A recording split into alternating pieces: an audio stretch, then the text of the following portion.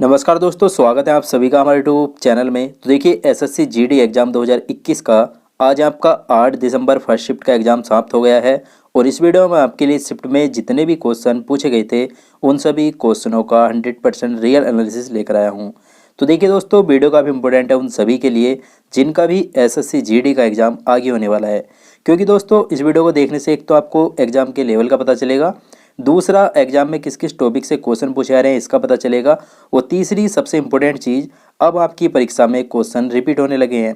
तो ये नहीं पता है कि कौन सा क्वेश्चन आज ऐसा पूछा गया है जो आपकी शिफ्ट में भी रिपीट हो जाए। तो इसलिए दोस्तों आपको सारे क्वेश्चनों को याद भी करना है और इस वीडियो को एंड तक जरूर देखना है। तो चलिए देखते हैं कि इस शिफ्ट में आपके किस तरह के प्रश्न पूछे गए हैं। तो देखिए यहाँ पर क्वेश्चन है जो आज आपका पूछा गया था, यदि लोकसभा का उपाध्यक्ष त्यागपत्र देना चाहे तो वह अपना त्यागपत्र किसको संबोधित करेगा या किसे देगा। तो देखिए अगर लोकसभा का उपाध्यक्ष है वो अपना त्यागपत्र देना चाहता है तो वो किसे देगा, अध्यक्ष को देगा, लोकसभा अध्यक्ष को। तो यहाँ पर लोकसभा अध्यक्ष जो था आपका इस क्वेश्चन का बिल्कुल राइट आंसर हो जाता। देखिए नेक्स्ट आपसे पूछा गया था, लोकसभा के निर्वाचन क्षेत्रों का सीमा निर्धारण पिछली बार किस ईस्वी या सन में किया गया था। तो देखिए दोस्तों लोकसभा का जो निर्वाचन क्षेत्रों का सीमा निर्धारण किया गया था वो कब किया गया था, 1972 ईस्वी में किया गया था। तो 1972 ईस्वी इस क्वेश्चन का आपका बिल्कुल करेक्ट आंसर होता। देखिए नेक्स्ट क्वेश्चन आपसे पूछा गया था, चीनी के उत्पादन में उपोत्पाद सीरा जो दोस्तों मोलेसेस होता है वो किस पदार्थ में बदल जाता है। तो चीनी के उत्पादन में जो दोस्तों सीरा या मोलेसेस होता है वो किस में बदल जाता है, एल्कोहल में बदल जाता है। तो एल्कोहल आपका राइट आंसर हो जाता है इस क्वेश्चन का।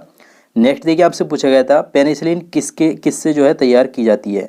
तो पेनिसिलिन किससे तैयार की जाती है, फफूंद से जो है पेनिसिलिन तैयार की जाती है। तो याद रखना है। देखिए नेक्स्ट आपसे पूछा गया था, मलेरिया रोग किसके द्वारा फैलता है। तो मलेरिया जो रोग होता है वो किसके द्वारा फैलता है, प्लाज्मोडियम द्वारा जो है ये फैलता है। तो याद रखना है। देखिए नेक्स्ट आपसे राइबोफ्लोविन पूछा गया था कि कौन सी मद है। तो राइबोफ्लोविन क्या है दोस्तों, विटामिन B2 आपका जो है इस क्वेश्चन का करेक्ट आंसर हो जाता। नेक्स्ट देखिए आपसे पूछा गया था, वर्णांध व्यक्ति किन रंगों में अंतर नहीं कर सकते हैं। तो जो दोस्तों वर्णांध व्यक्ति होते हैं जिनको कलर विजन की प्रॉब्लम होती है तो वो किन कलरों को जो है पहचान नहीं पाते हैं या किन में अंतर नहीं कर पाते हैं, लाल और जो हरा रंग होता है तो उन रंगों में वो जो है पहचान नहीं कर पाते हैं। नेक्स्ट देखिए आपसे पूछा गया था, मरीचिका को क्या कहा जा सकता है। तो यह मरीचिका को क्या कहा जाता है, तो दृष्टि भ्रम होता है। जो मरीचिका हमें दिखाई देती है वो क्या होता है, हमारी दृष्टि का धोखा होता है। नेक्स्ट देखिए आपसे पूछा गया था, चमगादड़ कैसा प्राणी है। तो चमगादड़ जो है ये किस तरह का प्रणाली होता है, ये दोस्तों एक नियततापी प्रणाली होता है। नियततापी आपका राइट आंसर होता। नेक्स्ट देखिए आपसे पूछा गया था, खिलाड़ी जो एथलीट होते हैं वो किसका लाभ उठाने के लिए लंबी कूद से पहले दौड़ता है। तो किस चीज़ का लाभ उठाने के लिए वो लंबी कूद से पहले दौड़ता है, गति का जो जड़त्व का नियम होता है उसका लाभ उठाने के लिए दोस्तों खिलाड़ी या एथलीट जो होता है वो अपनी लंबी कूद के लिए पहले दौड़ता है। तो राइट आंसर आपका क्या होता है, गति का जड़त्व नियम हो जाता। नेक्स्ट देखिए आपसे क्या पूछा गया था, सूर्य के प्रकाश में गुलाब जो है वो लाल दिखाई देता है, हरे प्रकाश में वही गुलाब कैसा दिखाई देगा। तो जो गुलाब होता है वो सूर्य के प्रकाश में लाल दिखाई देगा, और अगर उस पर हरा प्रकाश हम डालेंगे यानी कि हरी लाइट अगर हम उस पर डालते हैं तो वो कैसा दिखाई देगा, काला दिखाई देगा। तो काला आपका जो है राइट आंसर हो जाता। देखिए नेक्स्ट क्वेश्चन आपसे पूछा गया था, तीसरे आंग्ल मैसूर युद्ध को समाप्त करने के लिए टीपू सुल्तान ने अंग्रेजों के साथ कौन सी संधि की थी।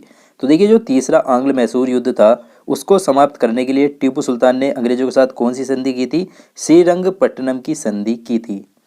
देखिए नेक्स्ट आपसे पूछा गया था, गुप्त शासन के दौरान ऐसा व्यक्ति कौन था जो एक महान खगोल वैज्ञानिक तथा गणितज्ञ था। तो कौन था, आर्यभट्ट था। आर्यभट्ट आपका इस क्वेश्चन का करेक्ट आंसर होता। तो याद रखना है।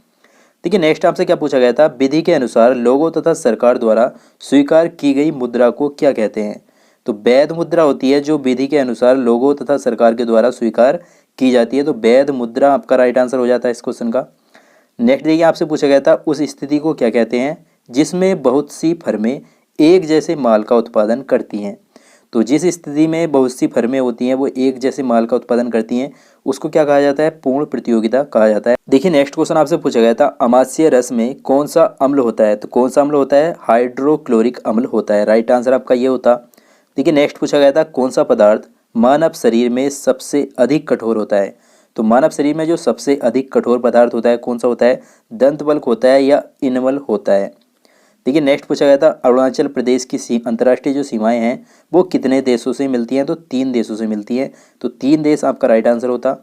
नेक्स्ट देखिए आपसे पूछा गया था पृथ्वी की सतह पर वह बिंदु जो भूकंप उद्गम केंद्र पर ऊर्ध्वाधर होता है उसे क्या कहते हैं? तो क्या कहते हैं? उसको कहा जाता है भूचाल का अपकेंद्र। तो ये आपका राइट आंसर होता।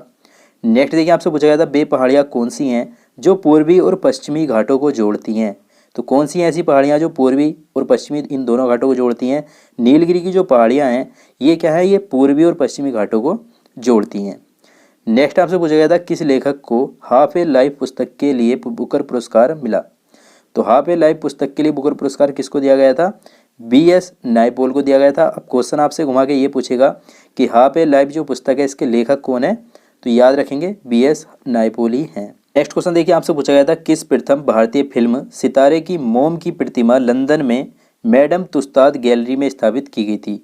तो किस फिल्म अभिनेता की गई थी मोम की प्रतिमा लंदन मैडम तुस्ताद गैलरी में स्थापित? अमिताभ बच्चन की गई थी। तो अमिताभ बच्चन इस क्वेश्चन का आपका बिल्कुल राइट आंसर हो जाता।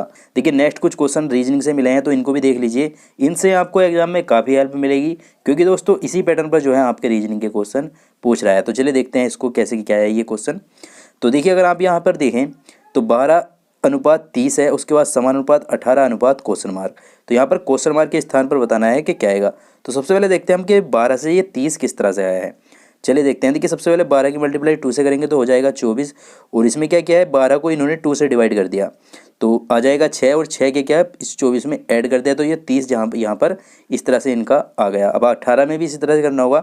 चलिए 18 की मल्टीप्लाई 2 से करते हैं, 18 दूनी हो जाएगा 36 और 18 को 2 से डिवाइड करेंगे तो आ जाएगा 9 और 9 को इस 36 में ऐड करना होगा तो ये आ जाएगा हमारे पास 45। तो 45 इस तरह से दोस्तों आपका जो है इस क्वेश्चन का राइट आंसर होता। आगे देखते हैं। देखिए नेक्स्ट क्वेश्चन भी इसी तरह पे था 85:40 समानुपात 7:77 यानी कि अनुपात क्वेश्चन मार्क। तो यहाँ पर बताना था कि क्या आएगा। चलिए देखते हैं। सबसे पहले देखते हैं कि इससे ये किस तरह से आया है। देखिए 8 और 5 में अगर आप देखें तो क्या हुआ है 8 की और 5 की जो है मल्टीप्लाई की है तो 8 पंजे 40 होता है तो इस तरह से यहाँ पर इनका ये 40 जो है आ गया। आगे भी इस तरह से करना होगा। 77 जो लिखा हुआ है इन दोनों में क्या करना होगा मल्टीप्लाई करेंगे इन दोनों की तो ये हो जाएगा 49। तो 49 इस तरह से दोस्तों आपका इस क्वेश्चन का राइट आंसर हो जाता। देखिए नेक्स्ट क्वेश्चन आपका पूछा गया था KNQT अनुपात LORU समानुपात ADGJ अनुपात क्वेश्चन मार्क। तो यहाँ पर ये जो क्वेश्चन मार्क दिया हुआ है यहाँ पर बताना है कि क्या आएगा। तो चलिए देखते हैं। सबसे पहले इससे देखते हैं कि ये कैसे आया है। चलिए देखते हैं। देखिए K से आया है L तो K का कोड देखेंगे तो 11 होता है, L का कोड होता है 12 यानी कि 1 ऐड कर दिया K में। उसके बाद N का कोड 14 होता है, 14 से आया है O तो O का कितना कोड होता है 15 होता है तो यानी कि इसमें भी 1 ऐड किया। आगे देखते हैं। देखिए Q का कोड कितना होता है 17 होता है, Q से आया है R, R का कोड होता है 18 तो इसमें क्या किया इसमें भी 1 ऐड किया। आगे देखेंगे। देखिए T का कोड कितना होता है 20 होता है और U का कोड 21 होता है यानी कि इसमें भी 1 ऐड किया। तो सभी में क्या हो रहा है 1 ऐड हो रहा है तो इन सभी में भी क्या करना होगा हमें 1 ऐड करना होगा। तो चलिए करते हैं। देखिए A का कोड 1 होता है, 1 ऐड करेंगे B आ जाएगा। उसके बाद D का कोड कितना होता है 4 होता है, 1 ऐड करेंगे कितना हो जाएगा 5 हो जाएगा यानी कि E आ जाएगा हमारा। उसके बाद देखिए H का कोड 8 होता है और G का कोड 7 होता है।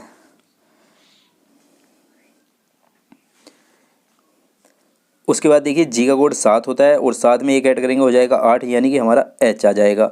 उसके बाद J का कोड कितना होता है 10 होता है, 1 ऐड करेंगे हो जाएगा 11 यानी कि किया जाएगा। तो देखिए इस तरह से दोस्तों इस क्वेश्चन का जो राइट आंसर होता है वो क्या होता है आपका BEHK। ये आपका जो है इस क्वेश्चन का बिल्कुल राइट आंसर हो जाता।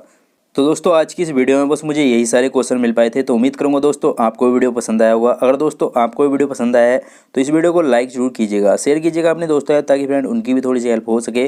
और देखिए जो भी लोग चैनल पर नए आ गए हैं चैनल को सब्सक्राइब करके बेल आइकन को प्रेस जरूर करिएगा ताकि फ्रेंड आपको न्यू वीडियो की नोटिफिकेशन सबसे पहले मिल सके। चलिए दोस्तों मैं मिलता हूँ आपसे नेक्स्ट वीडियो में, तब तक के लिए जय हिंद जय भारत।